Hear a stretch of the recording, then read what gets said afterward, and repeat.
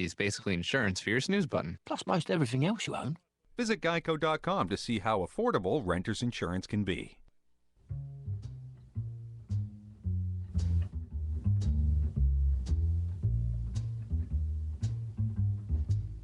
Gee, it's great after being out late, walking my baby back home. Arm in arm over meadow and farm, walking my baby back home. We go along harmonizing a song, or we're reciting a poem. Hours go by and she gives me the eye, walking my baby back home. Yeah, We stop for a while, she gives me a smile, snuggles her cheek to my chest. We started to pet. We started to pet, and that's when I get her powder all over my vest. Too high. Thank you. Thank you for that. You got to get back in the studio and do that album you talked about, just for fun, man. Just to hang out. We'll get a studio and just go in there and kick back on a day and just have fun. That'd be great. So she is my favorite singer. Okay. Well, that was Sammy Davis Jr. Yeah, he's one of our dear friends of mine. Right. But Who anyway, is your favorite singer? Talking about that. To Besides the family, your daughter, to the Chelsea. family, if to the family of Joe Frazier, if there's anybody listening to this show now that knows Joe, I didn't discover the death of Joe until a few hours ago in studio, and I want you to go to his family and tell them that Robert Conrad sends his condolences to one of the nicest guys I've ever known. Wow. I trained in his gym in Philadelphia. He invited me to go to see him box in where the hell was that foreign country? The thriller in Manila. In Manila, yeah. And I couldn't make it for whatever reason, and I just had nothing but admiration for him as a man. Forget his boxing. His boxing speaks for itself. Volumes of wonderful events.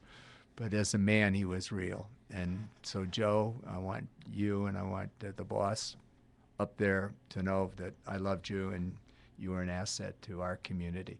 You know, what a great athlete. Somebody told me, and when they heard about this and talked about it, says, how would you like to be an incredible boxer, such a great boxer, and to have some guy be just, and I'm doing a pinch here, be that much just a little better when he would go up against Muhammad Ali and something? It's like, it's incredible. He wasn't that much better. They had 3 fights, and Joe won. Joe won one. Right. And Ali won 2. That doesn't make That's what I'm saying. I'm doing a pinch. I'm saying that much to get it. As a boxer, that doesn't do it. No. You can have a bad day and lose the fight. But in your record book, it says won by. Yeah. So if you beat the guy, you're as good or better than he is. Right. So I don't go for the pinch. You don't go for the pinch? No. Because he was a great boxer, though, is what I'm saying. He's an incredible boxer. He was a great boxer, and so is Johnny Leptine, who stopped me from moving my career forward. But do I believe that was a good thing? Hey, do I believe that? No, I don't. I would like to have had a rematch with John, and that never happened. And Herbie Cox, who just passed away, I mentioned on this show, was his trainer and got even with me, and not only got even, got ahead. And his daughter every Tuesday is my nurse, and what a coincidence, isn't it? Well, life is wonderful, isn't it? Life is wonderful. Now, now you had Brian waiting in Nashville here, calling us on the PM show Weekend Edition with Robert Conrad. He's one of us. We don't have to. Hello, girls and guys. Hey, everybody. Hey. On the chat line, and hello, Uncle Bob. Hey, you're us. Hello, man. What's up? Mike, I love your shirt. Thank you very much, Brian. Yes, I love his shirts all the time. Yeah. I really do. All right, what's up, my man? Hey, I have a question about in the movie you did, TV movie, Breaking Up is Hard to Do. I think it was done around 78 or 79.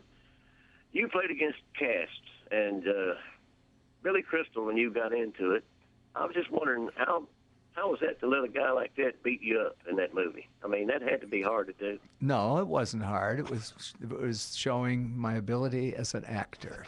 Right. To let a stand-up comedian who's probably going to do the Academy Awards knock me down in the sand in front of my house, which was even more humiliating. And he had a comment to make, too, about that. It got a little physical, and he looked at me and went, lighten up, Conrad. I said, shut up. You know, suck it up and go for it. So anyway, that's how it was. Okay? Okay. Now, you mentioned John Garfield in a movie clip where he was supposed to throw a fight and he didn't, and then I think one of the mob guys came up to him and was talking to him, and he said, everybody's got to die. No, what are you going to do? Kill me? Everyone dies.